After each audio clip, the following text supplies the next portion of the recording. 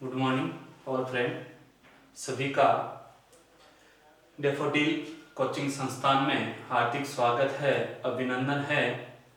तो मैं मनोज कुमार और अपना जो सब्जेक्ट रहेगा वो पॉलिटी और जिस पॉइंट के बारे में हम अध्ययन करेंगे वो अपना पॉइंट रहेगा राइट्स, मौलिक अधिकार।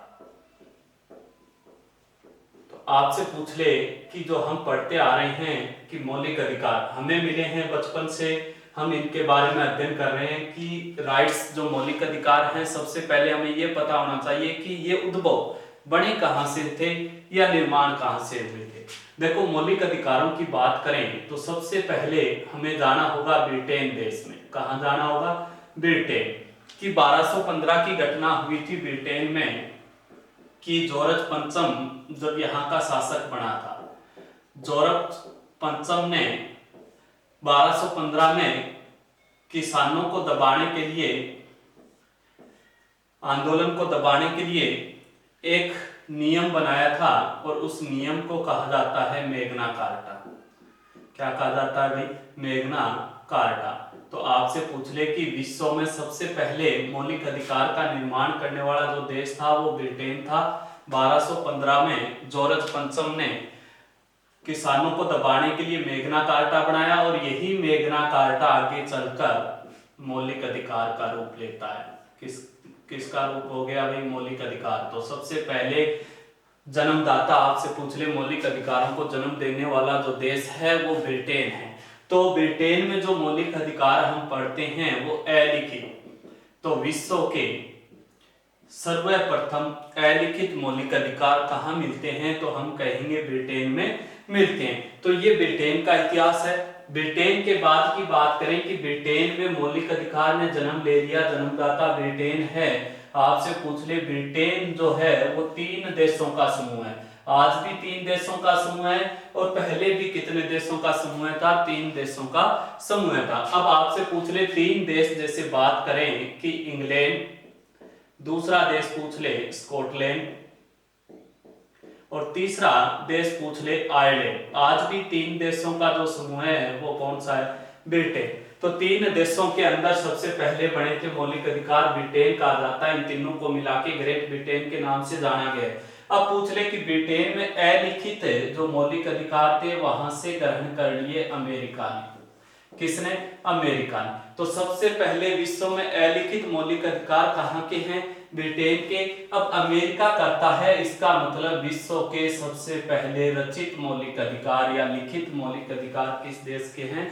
अमेरिका के। सबसे पहले लिखे गए अमेरिका में और नहीं लिखे गए ब्रिटेन में। बात करनी है हमें अपने देश की, भारत की। तो भारत है वो 1947 में आजाद होता है। आजाद होने के बाद अपने संविधान में मौलिक अधिकारों की रचना की गई। तो कुछ ऐसे पहलू आए थे जैसे 1895 ईस्वी के अंदर, 1895 ईस्वी में बाल गंगाधर नाम का एक व्यक्ति हुआ था, बाल गंगाधर। अब बाल गंगाधर क्या कहता है कि हमें मौलिक अधिकार चाहिए। तो आपसे पूछ ले कि भारत देश में सबसे पहले मौलिक अधिकारों की मांग करने वाला व्यक्ति कौन था? तो कहेंगे बाल गंगाधर तिलक। पूछ ले किस में की थी? तो स्वराज्य विधेयक में। किस में की थी? स्वराज्य विधेयक में। कि बाल गंगाधर एक स्वराज्य विधेयक अखबार निकालते थे, उसके अंदर कही थी कि हमें क्या चाहिए? मौलिक अधिकार चाहिए। लेकिन उस दौरान इनकी बात को अनसुना कर दिया गया। इसके बाद घटना घटती है 1928 की कि 1928 में मोतीलाल नेहरू। अब आपसे पूछ ले कि 1928 में जो मोतीलाल नेहरू थे, इन्होंने नेहरू रिपोर्ट प्रकाशित की। नेहरू रिपोर्ट कि नेहरू रिपोर्ट कब प्रकाशित हुई थी? 1928 में। किसने की थी? मोतीलाल नेहरू ने। तो सबसे पहले भारत में पूछ ले आपसे कि सबसे पहले मौलिक अधिकारों की रचना किसने की थी? तो मोतीलाल नेहरू ने की थी 1928 के अंदर। इसके बाद भारत का विभाजन हो गया तो इसकी बात को भी अनसुना कर दिया। 1947 में अब मौलिक अधिकारों की मांग प्रबल होने लग गई। भारतीय जनता भी चाहने लग गई कि हमें क्या चाहिए? मौलिक अधिकार चाहिए। तो भारतीय जनता की आवश्यकता के अनुसार मौलिक अधिकार को लाने के लिए 2 समितियां बनाई गई। कितनी समितियां बनी थी भाई? 2 समितियां। तो पहली समिति का नाम दिया गया था मौलिक अधिकार समिति, मौलिक अधिकार समिति। दूसरी का पूछ ले आपसे कि उप मौलिक अधिकार समिति, उप मौलिक अधिकार समिति। कितनी समितियां बन गई? 2। अब देखो यहां तक आपको बात समझ में आ गई होगी। पहले का जो अध्यक्ष पूछ ले कि मौलिक अधिकार समिति का अध्यक्ष किसे बनाया गया था, तो कहोगे सरदार वल्लभ भाई पटेल। और दूसरी का पूछ ले आपसे कि अध्यक्ष किसे बनाया गया था उप मौलिक अधिकार समिति का, तो कहोगे जेपी कृपलानी। तो दोनों समितियां अब क्या करेगी? भारत में मौलिक अधिकारों के मांग करेगी या मौलिक अधिकारों के निर्माण का कार्य प्रारंभ करेगी। हमने यहाँ तक 2 बातें पढ़ी। देखो आपको पहली बात मैंने बताई कि ब्रिटेन में 1215 में जॉर्ज पंचम के ने मेग्ना कार्टा नियम बनाए थे, वही मौलिक अधिकार कहलाए। विश्व के अलिखित मौलिक अधिकार हमने पढ़ा ब्रिटेन में, विश्व के लिखित मौलिक अधिकार अमेरिका में, भारत में 1947 के बाद मौलिक अधिकारों की रचना भी हमने पढ़ा। अब देखो दूसरी साधारण भाषा में आपको बताएं, ऐसे याद न रहे तो मौलिक अधिकार जो हम पढ़ेंगे। देखो अब आपसे पूछ ले कि मौलिक अधिकार साधारण भाषा में कि व्यक्तियों के सर्वांगीण विकास हेतु बनाए गए नियम मौलिक अधिकार कहलाते हैं। तो दूसरी तरीके से देखें कि मनुष्य को हर तरीके से उसका फायदा हो, शोषण ना हो, तो उस शोषण से बचने के लिए हमारे लिए सरकार ने जो नियम बनाए हैं वही क्या है? मौलिक अधिकार। ऐसे ना समझ में आए तो आप ये समझ लेना कि मौलिक अधिकार है वो एक व्यक्ति है। क्या है भाई? एक व्यक्ति है और व्यक्ति हमेशा जन्म लेता। तो व्यक्ति मौलिक अधिकार, व्यक्ति का नाम है, इसने जन्म लिया है जॉर्ज पंचम के घर। किसके घर? जॉर्ज पंचम के घर। और जॉर्ज पंचम का घर है ब्रिटेन में। अब देखो ब्रिटेन मैंने कहा था कि 3 देशों का राजा कौन है? जॉर्ज पंचम। और 3 देशों के राजा के जन्म लेता है मौलिक अधिकार। और जन्म से क्या था? विकलांग। विकलांग का मतलब है अलिखित। क्या था? विकलांग था। विकलांग था तो जॉर्ज पंचम कहता है कि ऐसा संतान जो 3 देशों की राजा की संतान विकलांग हमें नहीं चाहिए। इसलिए इस मौलिक अधिकार को कहां किसको दे देता है? अमेरिका को दे देता है। अब अमेरिका मौलिक अधिकार का लालन पोषण करेगी। उसका कहने का मतलब मौलिक अधिकार की रचना करेगी तो मौलिक अधिकार है वो धीरे धीरे क्या हो जाएगा? बड़ा हो जाएगा और उसकी प्रसिद्धि चारों तरफ फैल जाएगी। विश्व में चारों तरफ प्रसिद्धि फैली तो भारत भी इससे दूर नहीं रहा। भारत ने भी सोचा कि इतना बड़ा मौलिक अधिकार है, इस व्यक्ति को कहां लाना चाहिए? भारत लाना चाहिए। भारत में लाने का प्रयास सबसे पहले बाल गंगाधर तिलक करता है 1895 में, मांग करता है स्वराज्य विधेयक में। लेकिन बाल गंगाधर की जो मांग है उसको मानने के लिए मना कर देते हैं। फिर इसको लाने का प्रयास करता है 1928 में मोतीलाल नेहरू रिपोर्ट में। फिर भी मौलिक अधिकार अमेरिका से भारत नहीं आ पाते हैं। तो बात करें कि 1947 में आजाद हो गया तो भारतीय लोगों को महसूस होने लग गया कि हमें क्या चाहिए? मौलिक अधिकार चाहिए। अब मौलिक अधिकार लाने के लिए भारतीय की सरकार ने 2 टीमें बनाई थी। कितनी? 2। पहली टीम का नाम रखा था मौलिक अधिकार समिति और अध्यक्ष बनाया गया था सरदार वल्लभ भाई पटेल को। और दूसरी टीम का नाम रखा उप मौलिक अधिकार समिति, अध्यक्ष किसे बनाया गया? जेपी कृपलानी। दोनों ही कप्तान बन गए। दोनों टीमें अब कहां जाएगी? अब दोनों टीमें अमेरिका जाएगी। किसे लाने के लिए? मौलिक अधिकार को लाने के लिए। तो हमने यहां तक पढ़ा। अब आपसे क्वेश्चन पूछ ले कि मौलिक अधिकारों का जन्मदाता या जन्म देने वाला या मौलिक अधिकार सर्वप्रथम उदय किस देश में हुए थे? तो किस देश में हुए थे भाई? आंसर अपना रहेगा ब्रिटेन। या पूछ ले कि सबसे विश्व में प्राचीन मौलिक अधिकार कहां है? आपसे क्वेश्चन पूछ ले कि विश्व में सबसे प्राचीन मौलिक अधिकारों की रचना या प्राचीन मौलिक अधिकार क्वेश्चन अपना ये है तो भी इसका आंसर आएगा अधिकार किस देश में। तो इसका भी आंसर पूछ ले तो भी इसका आंसर आएगा ब्रिटेन। किस देश में कहोगे? ब्रिटेन कि विश्व में सबसे पहले और सबसे प्राचीन जो मौलिक अधिकार है वो किस देश के हैं, ब्रिटेन के। अब दोनों जो समितियां बनी थी और हमने इसको समझने के लिए इस मौलिक अधिकार को व्यक्ति माना है, लाने के लिए दोनों टीमें जाएगी अमेरिका। तो पूछ ले कि भारत ने कहां से ग्रहण की है मौलिक अधिकार, तो ग्रहण कहोगे अमेरिका से। अब दोनों टीमें गई भाई अमेरिका, और अमेरिका में जाने के बाद मौलिक अधिकार से बातचीत की और मौलिक अधिकार कहाँ आ गया, भारत आ गया। क्या कहकर आया था कि मैं तो गरीब व्यक्ति हूं, मेरे पास क्या है, तो भारत ने आश्वासन दिया कि भारत में आने के बाद आपको प्लाट नंबर भी मिलेगा। तो भाग संख्या कि मौलिक अधिकारों की जो रचना है वो भाग संख्या 3 में किसमें वर्णन मिलता है भाई मौलिक अधिकारों का, कि संविधान की भाग संख्या 3 और अनुच्छेद संख्या पूछ ले कि अनुच्छेद संख्या 12 से 35 तक वर्णन मिलता है।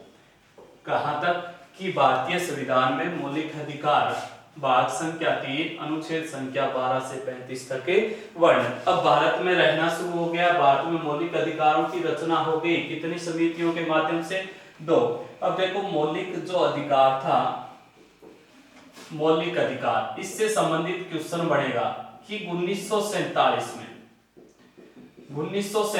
में मौलिक अधिकार भारत में कितने बनाए गए, 7। कि मौलिक अधिकार कितने हैं, 7, और वर्तमान में मौलिक अधिकार कितने हैं, वर्तमान में 6। आपसे पूछ ले कि वर्तमान में मौलिक अधिकार कितने कहोगे, 6, और जब बनाया गया था उस दौरान कितने थे, 7। अब मैं 7 के नाम लिख रहा हूं। मौलिक अधिकार है, इसका परिवार भी बड़ा होगा भाई।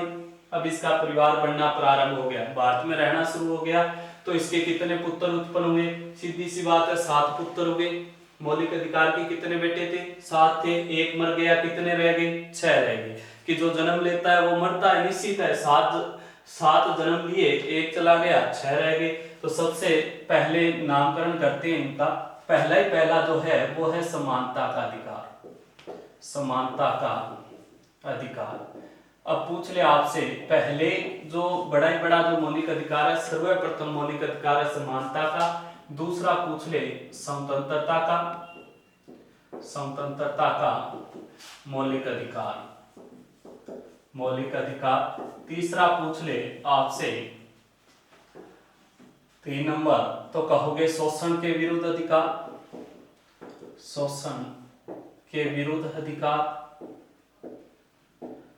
4 नंबर का नाम पूछ ले आपसे, तो कहोगे धार्मिक स्वतंत्रता का अधिकार, धार्मिक स्वतंत्रता का अधिकार।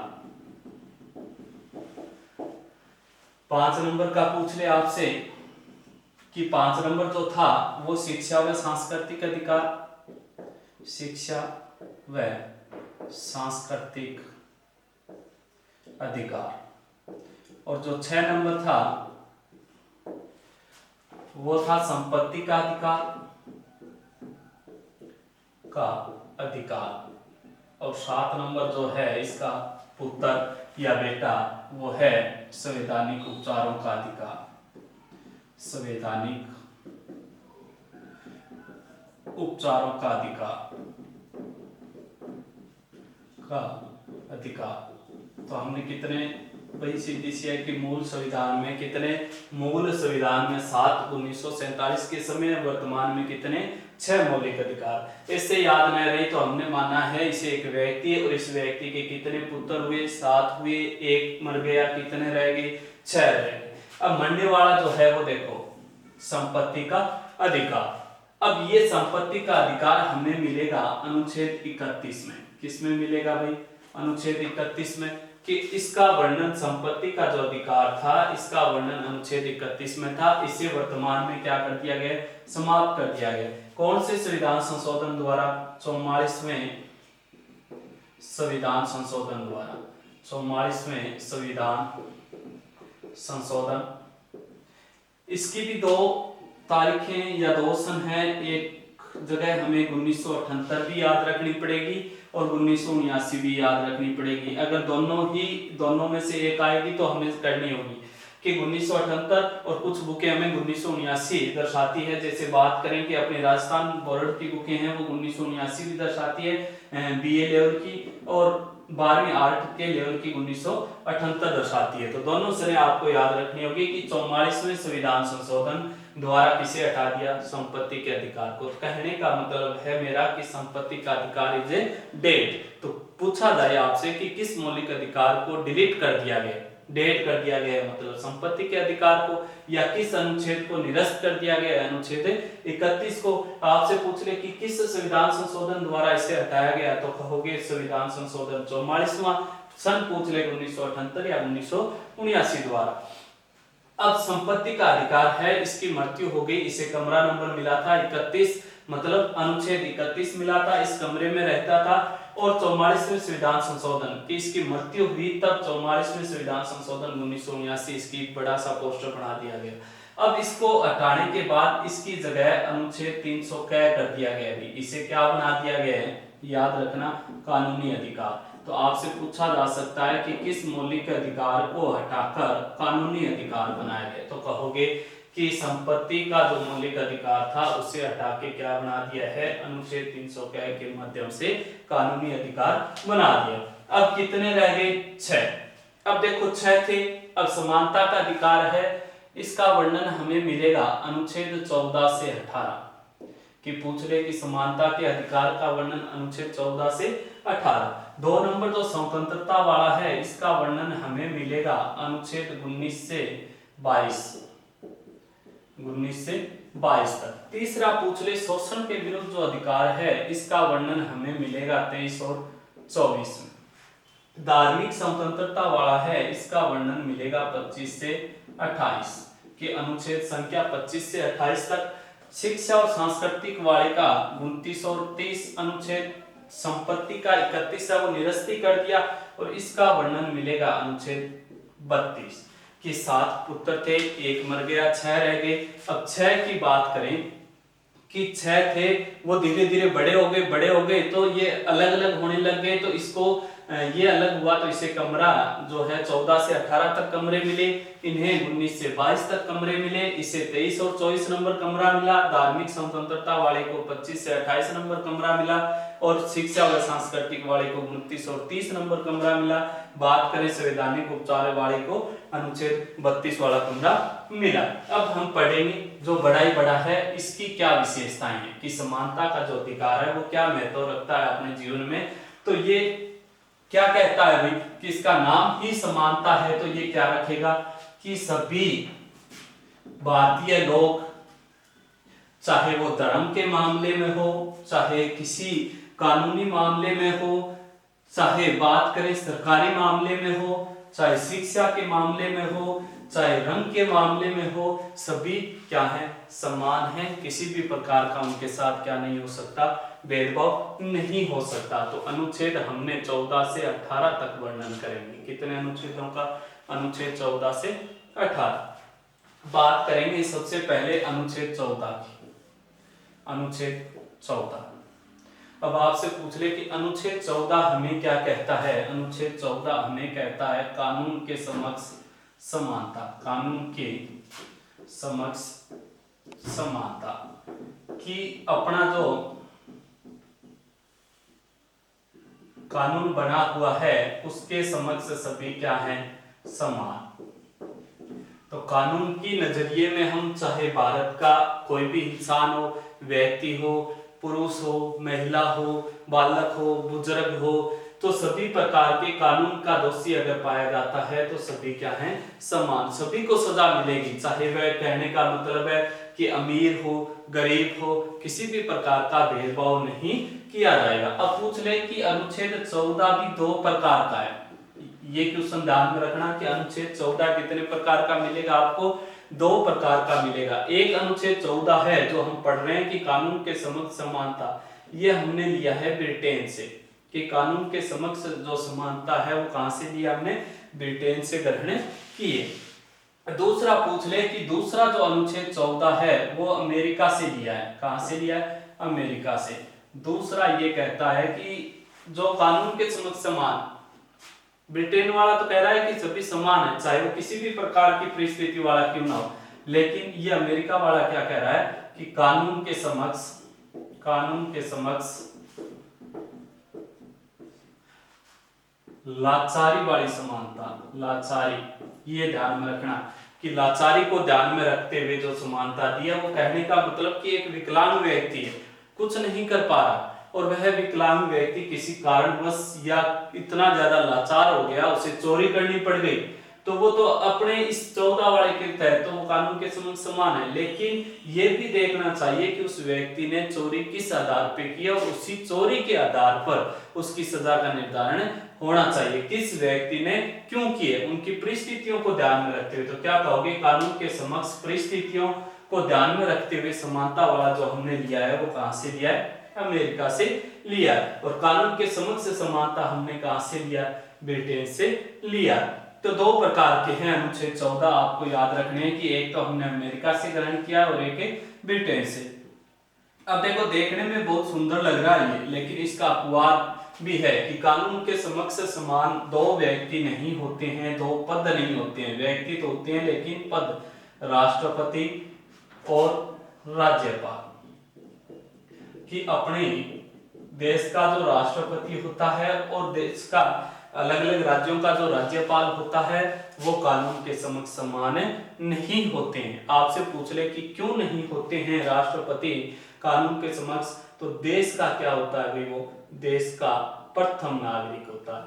प्रथम नागरिक कहने का मतलब कि जो संविधान का रक्षक होगा, किसका रक्षक होगा, संविधान का रक्षक, कि जो संविधान का रक्षक होगा वह व्यक्ति कानून के समक्ष से नहीं माना जाएगा। क्या कहा है कि राष्ट्रपति और राज्यपाल दोनों क्या हैं, संविधान के रक्षक हैं, और राज्यपाल राज्य का प्रथम नागरिक होता है, राज्य का प्रथम नागरिक। इस कारण ये किसके समान नहीं है, आपसे पूछ ले कि कानून के समक्ष से समान नहीं है, कि दोनों क्या हैं, संविधान के रक्षक। तो अपवाद पूछ ले कि अनुच्छेद 14 कानून के समक्ष समानता का अपवाद कौन सा है, राष्ट्रपति और राज्यपाल। क्वेश्चन इससे भी पूछा जा सकता है कि क्या भारत का राष्ट्रपति और राज्यपाल अनुच्छेद 14 के अपवाद हैं, तो हैं तो किस कारण है, कि संविधान के रक्षक के होने के कारण।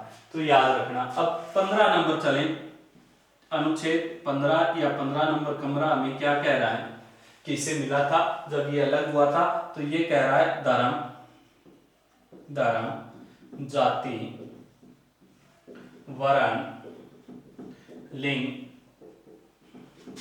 जन्म स्थान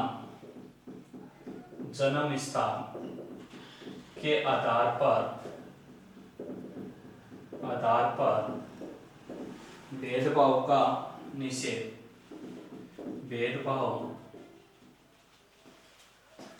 निषेध, क्या कह रहा है अनुच्छेद 15। अनुच्छेद 15 में कहता है कि भारत के किसी भी धर्म को हम मान सकते हैं, हम आजाद है, अगर धर्म के साथ क्या नहीं करना है, भेदभाव नहीं करना है। अनेक धर्मों वाला देश है भारत, जाति अनेक जातियां वैसे तो 3 ही प्रकार की होती है, उच्च, मध्यम और निम्न, तो तीनों जातियों में भी भेदभाव नहीं होना चाहिए। वर्ण, रंग के आधार पे भेदभाव नहीं होना चाहिए। यहाँ इसका मतलब है महिला और पुरुष, लिंग, महिला और पुरुष के मध्य भेदभाव नहीं होना चाहिए, और जन्म स्थान के आधार पर भी क्या नहीं होना चाहिए, भेदभाव। कहने का मतलब कि धर्म, चाहे वह किसी व्यक्ति का मन करे किसी भी धर्म को मानने के लिए, तो उसके साथ भेदभाव नहीं। उच्च जाति है वो निम्न जाति के साथ भेदभाव न करे। वर्ण 2 प्रकार के होते हैं, आपसे पूछ ले कि एक तो श्वेत होता है और एक श्याम वर्ण होता है, तो श्वेत और श्याम में भेदभाव न हो। पहले होता था अंग्रेजों के जमाने, महिला और पुरुष का वेतन अगर कोई समान कार्य करते हैं तो उन्हें वेतन भी क्या मिलना चाहिए, समान, भेदभाव नहीं होना चाहिए। और जहां हमने जन्म लिया है उसके आधार पर भी क्या नहीं होना चाहिए, भेदभाव नहीं होना चाहिए। लेकिन हो रहा है, ये निश्चित है, ये अपवाद के तौर पे पूछ ले अपनी सामाजिकता, कि अपना जो समाज है वो आज भी क्या कर रहा है, भेदभाव कर रहा है। सीधी सी बात है। अनुच्छेद 15 हमें क्या कहता है, कमरा नंबर 15 कि ये देखने के बाद हमें पता चला कि भारत में सभी धर्म समान हैं, सभी जातियां समान हैं, रंग के आधार पे भी समान हैं, महिला पुरुष समान हैं, जन्म स्थान के आधार पे भी हम क्या है, समान। लेकिन अपना जो समाज है, अपनी जो मानसिकता है समाज की, वो इसको स्वीकार नहीं करता। आज भी धर्म को लेकर भेदभाव होता है, आज भी जाति को लेकर भेदभाव होता है, और कोई ऐसा है कहता है कि जाति के आधार पे भेदभाव नहीं होता है, तो कभी मिलेंगे फेस टू फेस तब बताएंगे आपको कैसे होता है। रंग के आधार पे भी होता है, महिला पुरुष के आधार पे भी होता है, जन्म स्थान के आधार पे भी होता है। इनकी बातें आपको बताएंगे, कभी ऑफलाइन अपनी क्लास चलेगी या फेस टू फेस मुलाकात होगी तब हम बात करेंगे इनके बारे में। अनुच्छेद 16। अब आपसे पूछ ले कि अनुच्छेद 16 क्या कहता है? कहता है सरकारी नौकरियों में समानता के अवसर कि जितनी भी सर्विस निकलती है, जॉब निकलती है गवर्नमेंट की, और उनमें कोई भी व्यक्ति है वो क्या कर सकता है, सरकारी जॉब को प्राप्त कर सकता है, उसमें हमें समानता के अवसर मिले। लेकिन शर्त याद रखना, शर्त क्या होती है? शर्त होती है, आपसे पूछ ले, योग्यता के अनुसार। किसके अनुसार? योग्यता के अनुसार। योग्यता के अनुसार क्या कहता है 16 नंबर? हमें कहता है कि सरकारी नौकरियों को प्राप्त करने के लिए हम आजाद हैं, लेकिन होनी क्या चाहिए अपने पास? योग्यता। जैसे बात करें कि 12th जो पास है, 12th पास व्यक्ति को राजस्थान पुलिस और आर्मी में जाने का अधिकार है, ये अनिवार्य कर रखी है। बात करें कि जो बीए पास है वो बेल्ट, कोई भी हो, बेल्ट जितनी भी सर्विस निकलती है बेल्ट की, वो प्राप्त कर सकता है। आगे जैसे योग्यता किसी की बीएड की है तो वो टीचर लाइन में जा सकता है, या बात करें कि बीएड प्लस में एमए कर रखी है तो वो भी टीचर लाइन में फर्स्ट ग्रेड वाली में जा सकता है। तो ये क्या होनी चाहिए? योग्यता होनी चाहिए कि अगर आपको सरकारी जॉब प्राप्त करनी है तो आपको क्या चाहिए? योग्यता चाहिए। अगर योग्यता है तो आप प्राप्त कर सकते हो, उसमें किसी भी प्रकार का भेदभाव नहीं होगा। लेकिन इसमें भी एक अपवाद आता है, अनुच्छेद 16 का यहाँ लिख रहा हूं अपवाद। 16 का पूछ ले आपसे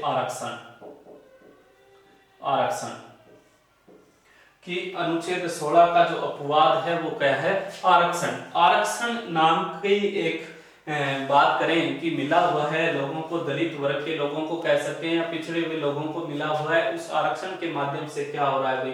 सरकारी नौकरियों में समानता के अवसर हैं, उसके साथ भेदभाव हो रहा है। जैसे आपसे पूछ ले कि अनुच्छेद 16(4) है वो आरक्षण के प्रावधान को लागू करता है। किसको करता है? आरक्षण के प्रावधान। आपसे पूछ ले कि आरक्षण के प्रावधान को लागू करने का काम कौन सा अनुच्छेद करता है? 16(4) करता है, प्रावधान करता है। आरक्षण किस प्रकार से लागू होगा ये बात कौन बताता है? अनुच्छेद 16(4) बताता है। तो हमने यहाँ तक पढ़ रहे थे समानता का अधिकार की अनुच्छेद 14 से 18 तक वर्णन मिलता है, ये बात हम पढ़ रहे थे। कहने का मतलब जो समानता का अधिकार इसका सबसे बड़ा बेटा है वो कहता है कि मेरी नजर में सभी क्या है? समान। ये कह रहा है। देखो इसको 14 नंबर जो कमरा मिला था वो हमने देखा, उसको देखने के लिए हम गए तो कानून के समक्ष समानता क्या कहता है कि उसमें दिखाई दिया कि सभी कानून की दृष्टि में क्या समान है। लेकिन ये पूछ ले, ये कह रहा है कि ये अपने देश का नहीं है। हमने कहां से लिया? ब्रिटेन से। अनुच्छेद 14 कहता है कि इसका दूसरा भी पार्ट है, दूसरे वाले गेट की तरफ देखेंगे तो वो क्या है कि हमने अमेरिका से लिया है कि कानून के समक्ष किसी लाचारी वश या परिस्थिति वश क्या है किया हुआ कार्य भी है, उसके अनुसार उसे सजा मिलनी चाहिए। लेकिन ये क्या कह रहा है? देखने के बाद हमें पता चला कि भारत का राष्ट्रपति है और भारत का जो राज्यपाल, राज्यों का जो राज्यपाल होता है वो क्या नहीं होता है? कानून के समक्ष समान नहीं होता है। पूछ ले क्यों नहीं होता है तो कहोगे संविधान का रक्षक माने गए। दोनों व्यक्तियों को क्या माना है? संविधान के रक्षक। पूछ ले अनुच्छेद 15 में धर्म, जाति, वर्ण, लिंग, जन्म स्थान के आधार पे भेदभाव का निषेध कि धर्म के आधार पे, उच्च निम्न मध्यम वर्ग के आधार पे, बात करें कि श्याम या फिर श्वेत और अश्वेत के आधार पे, महिला और पुरुष के आधार पे, जहां हमने जन्म लिया उसके आधार पे भेदभाव नहीं होना चाहिए। लेकिन इसको भी देखने के बाद, इस कमरे को देखने के बाद हमें पता चला कि इसमें भी समाज के द्वारा उत्पन्न हुई बहुत सारी बातें हैं जो इसका अपवाद बन रही है। फिर हम गए 16 नंबर कमरे में। यहाँ जाने के बाद जिसके लिए हम लगे हुए हैं, ये कह रहा है कि सरकारी नौकरियों में समान हो प्राप्त कर सकते हो, लेकिन शर्त क्या होनी चाहिए कि योग्यता होनी चाहिए। आपके पास अगर योग्यता है तो आप सरकारी सर्विस को प्राप्त कर सकते हो। लेकिन साथ में ही हमें यह भी देखने को मिला कि इसका अपवाद भी देखने को मिला। अपवाद देखने को क्या मिला? आरक्षण। और 16(4) क्या कहता है कि आरक्षण को लागू करने के प्रावधान या आरक्षण के प्रावधान का वर्णन मिलता है। तो हमने यहाँ तक पढ़े 16 तक। अब आपसे पूछ ले कि 17 में क्या बात निहित है, तो 17 में चलेंगे। रोम नंबर 17 या अनुच्छेद नंबर 17 का अध्ययन करेंगे। तो 17 कहता है असप्रियता का अंत या छुआछूत का अंत। क्या कहता है 17 नंबर? आपसे पूछ ले कि अनुच्छेद 17 नंबर अनुच्छेद कहता है असप्रियता का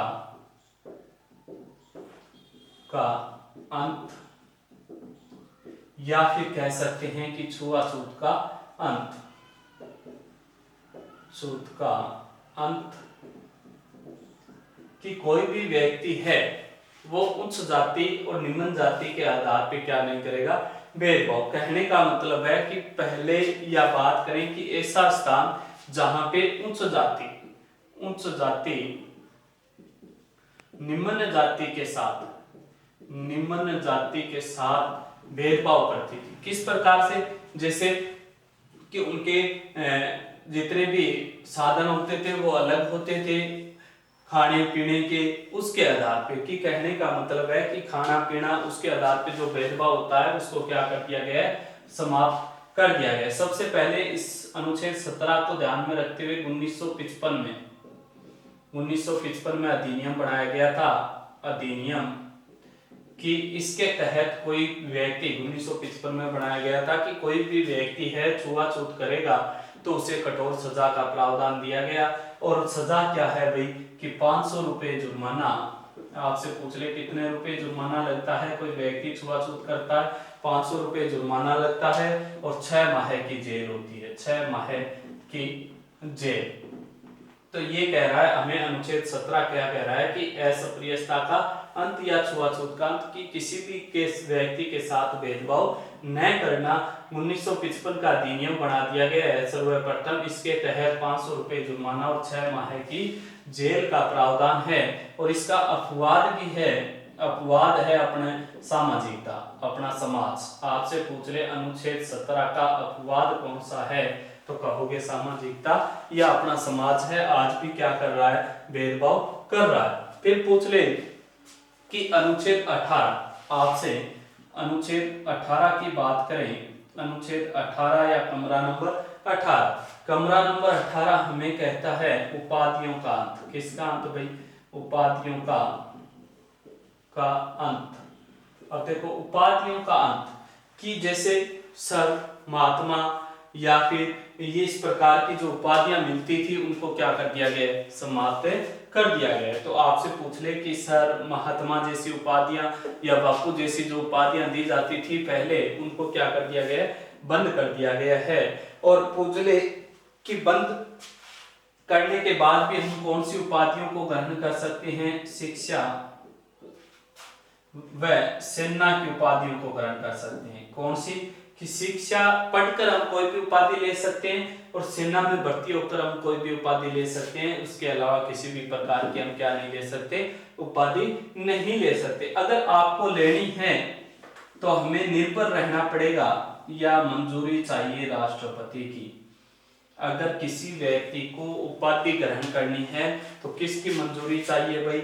मंजूरी राष्ट्रपति की चाहिए। अगर भारत का राष्ट्रपति आपको मंजूरी देता है कि आप किसी भी उपाधि को ग्रहण कर सकते हो, तो आप भारत के साथ साथ विदेश की भी क्या कर सकते हो? कोई भी उपाधि ग्रहण कर सकते हो। इसका अपवाद की बात करें, जैसे अपवाद के तौर पे पूछ ले कि भारत रत्न। तो भारत रत्न है वो एक उपाधि है, या पद्मश्री, पद्म विभूषण उपाधियों से अलंकृत किया जाता है। लेकिन शिक्षा और सेना को छोड़ के ये कह रहा है कि आप कोई उपाधि ग्रहण ही नहीं कर सकते, लेकिन साथ में ये भी कह रहा है कि कर सकते हो, लेकिन आवश्यकता किसकी है, मंजूरी किसकी चाहिए, राष्ट्रपति की, कि राष्ट्रपति के कहने पे हम किसी भी प्रकार की उपाधि को क्या कर सकते हैं, ग्रहण कर सकते हैं। तो हमने पढ़ा यहाँ तक।